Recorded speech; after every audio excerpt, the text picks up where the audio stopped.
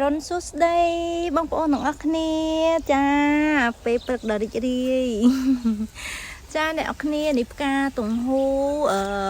រៀងបែកស្វាយតែមិនមែនស្វាយចំទេស្វាយនេះពណ៌នេះស្អាតដែរអ្នកនរគ្នា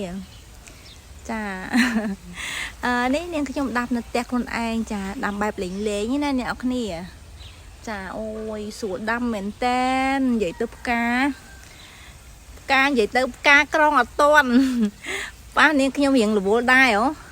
ក្រងអត់តន់ទេអ្នកគ្នាអើយណែថ្ងៃនេះបេះមកកាជើទៀតហ្នឹងនេះថ្ងៃមុនបេះក្រងអត់តន់អស់ចាឥឡូវមកកាជើទៀតហើយហើយពណ៌បីស្វាយនេះទៅបញ្ចេញផ្កាយចាខ្ញុំបដោសាក្រោយទៅចេញផ្កាយហើយបើពណ៌ស្វាយវិញអ្នកគ្នាអើយមើលនេះច្រើនមែនតើអានេះកាត់មកកាជើណាចាកាត់មកកាជើនេះមកកាជើរៀងធំដែរចាអូយពណ៌ស្អាតមែនតើចាអានេះពណ៌